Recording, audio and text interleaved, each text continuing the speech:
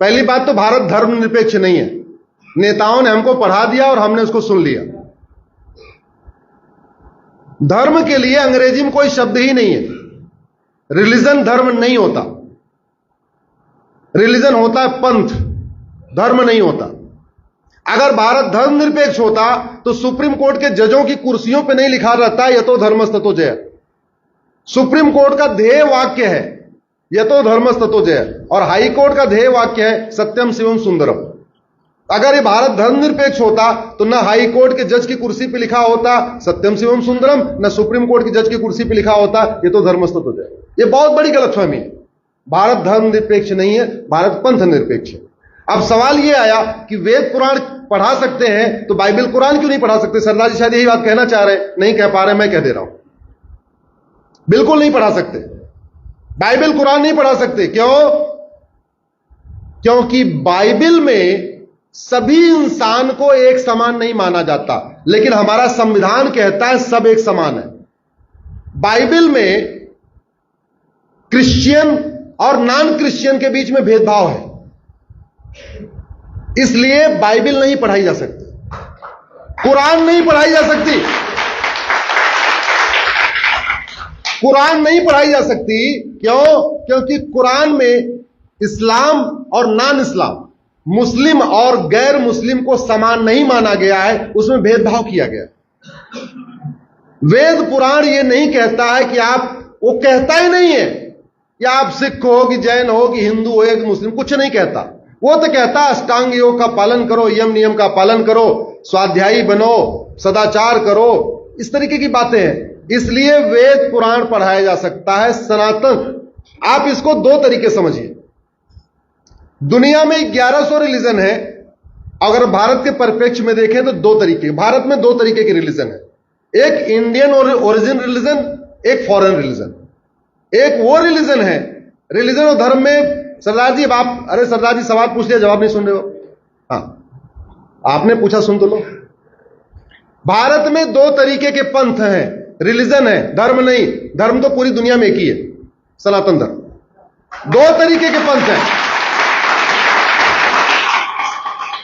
एक Indian origin के religion, एक foreign religion. Sikhism, Jainism, Buddhism Bharat में शुरू हुआ, इसको कहते हैं इंडियन रिलीजन। क्रिश्चियनिटी, इस्लाम, ये फॉरेन में हुआ, इसलिए इसको कहते हैं फॉरेन रिलीजन। और इंडियन रिलीजन और फॉरेन रिलीजन में अंतर क्या है समझिए। Indian religion, Jain, Buddhism, Sikhism और हिंदुज्म में महिलाओं को बहुत सम्मान दिया गया है, महिलाओं को पूजनीय रखा गया है। फॉरेन, किसी भी फॉरेन रिलीजन में महिलाओं को पूजनीय कहा गया है। इंडियन रिलीजन में इंसान इंसान में भेदभाव नहीं किया गया है। गुरुवाणी में कहीं लिखा हुआ, आप मुझे बताओ कि हां जो सिख पंथ माने वो तो ठीक, जो सिख न माने वो गलत है, कहीं लिखा है? नहीं लिखा है। गुरु ग्रंथ साहिब में कहीं लिखा है क्या? नहीं लिखा है। उसमें लिखा हुआ है। इसलिए पहली बात तो दुनिया में धर्म एक है, पंथ अलग अलग है। लेकिन जो लोग ये कहते हैं कि सब धर्म एक समान है, बिल्कुल गलत बात है। जब सबकी किताबों की शिक्षा अलग अलग है, किताबों में ऊंच नीच का भेदभाव है, कुछ किताबों में छुआछूत की बातें हैं, तो सब एक समान कैसे हो सकते? हाँ, हिंदुज्म, जैनिज्म, बुद्धिज्म, सिखिज्म की लगभग टीचिंग एक जैसी है। न किसी में धर्मांतरण करना सिखाया गया है, न किसी को यह सिखाया गया है कि जो न माने उसको कत्ल कर दो। कहीं ये नहीं लिखा गया कि जो नहीं मानता उसको कैसे भी करके धोखा देके, लालच देके, प्यार से उसको कन्वर्ट करके लाओ। न गुरु ग्रंथ साहिब में लिखा है, न कहीं जैनिज्म में लिखा है, न बुद्धिज्म में लिखा गया, न सिखिज्म में लिखा है, न सनातन धर्म में लिखा गया। इसलिए भारत धर्म निरपेक्ष नहीं है, भारत पंथ निरपेक्ष है। और ये बातें इसलिए नहीं पता है क्योंकि हम लोगों को, इसलिए वेद पुराण को पढ़ाना जरूरी है। हमारे बच्चों को पता रहे, हमारे पास हर चीज का जवाब हो, हम कहीं अवाक न हो जाए। उसका एक ही तरीका है कि भारत में सनातन शिक्षा लागू हो। सनातन शिक्षा लागू होती ना आप ये सवाल पूछते ना मैं आपको जवाब देता। अविश्वास प्रस्ताव के दौरान माननीय मुख्यमंत्री जी ने भी, माननीय प्रधानमंत्री जी ने भी ये चिंता व्यक्त करी बीड़ी की रेवड़ी के ऊपर। आपने भी पीआईएल लगा, तो उसके ऊपर कुछ क्या आगे क्या कार्रवाई नहीं? कुछ आपकी एक्सेप्ट होगी बता दें, मैंने सुना। एक्चुअली PIL मेरी चल रही है सुप्रीम कोर्ट में, और बहुत ही महत्वपूर्ण बिंदु है। इस समय राज्यों पे 1.5 लाख करोड़ का कर्जा है। 150 लाख करोड़ टोटल भारत के ऊपर कर्जा है। 70 लाख करोड़ का कर्जा राज्यों पे है, 80 लाख करोड़ का कर्जा केंद्र पे है। टोटल 150 लाख करोड़ का कर्जा है। 6 लाख करोड़ जो है उत्तर प्रदेश पे है, 3.5 लाख करोड़ या 4 लाख करोड़ मध्य प्रदेश पे है। कोई ऐसा राज्य नहीं है जो घाटे में नहीं है। दिल्ली में जहां सबसे ज्यादा मुफ्तखोरी चल रही है वो भी 50,000 करोड़ के कर्जे में है। 50,000 करोड़ का कर्जा दिल्ली जैसे छोटे राज्य के ऊपर है। केरल जैसे छोटे राज्य पे 3 लाख करोड़ का कर्जा है। 3 लाख करोड़ का कर्जा आपके छत्तीसगढ़ पे है। 3.5-4 लाख करोड़ के आसपास आपके मध्य प्रदेश पे है। 4 लाख करोड़ के आसपास बिहार पे है। सारे राज्यों में डूबे पड़े हैं। अब उधार लेके घी पीना या उधार लेके मिठाई खाने से क्या हालत होगी, ये तो आप अपने परिवार में समझ सकते हैं कि जहां मौज मस्ती हो रही है, घर के ऊपर कर्जा भी है, ब्याज लदा जा रहा है, फिर भी बढ़िया मौज मस्ती हो रही है, तो घर की क्या हालत होगी? घर बचेगा क्या? जब घर नहीं बचेगा देश कैसे बचेगा? वो सुनवाई पे नहीं आ पा रही है क्योंकि बीच में आर्टिकल 370 शुरू हो गया। अभी 2-4 मैटर और शुरू हो गए। PIL हमेशा चीफ जस्टिस के यहां सुनी जाती है, वो दूसरे जज के यहां सुनी नहीं जाती है। और PIL के लिए सुनने के लिए कम से कम 2 जजों की बेंच होनी चाहिए। सिंगल जज में सुना भी नहीं जाता, तो इसलिए लग नहीं पा रही है।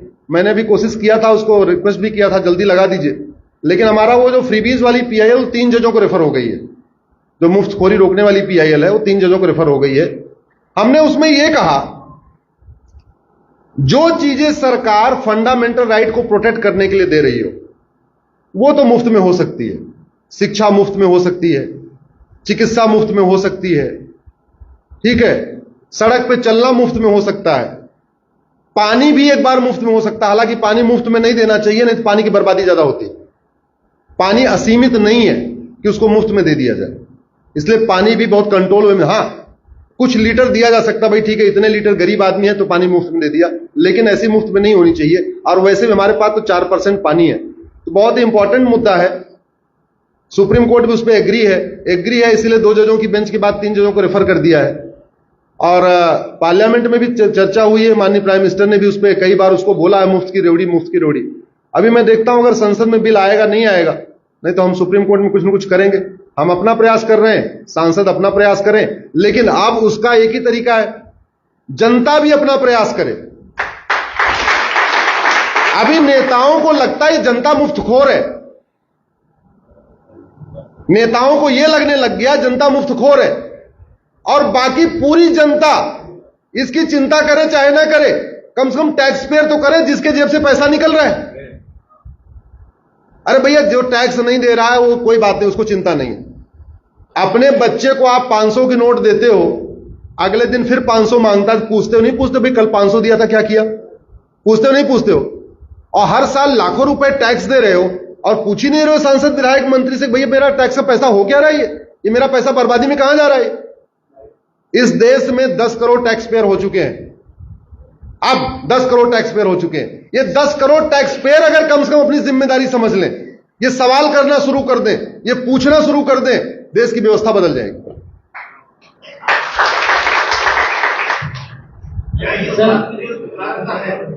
चाहे वो मुख्यमंत्री योजना हो चाहे प्रधानमंत्री योजना हो, योजना को नीचे तक लाया तो जाता है, लेकिन कुछ ऐसे लोग भी हैं हमारे बीच में है वो तो उसके पात्र न होते हुए भी उसका लाभ उठाते हैं।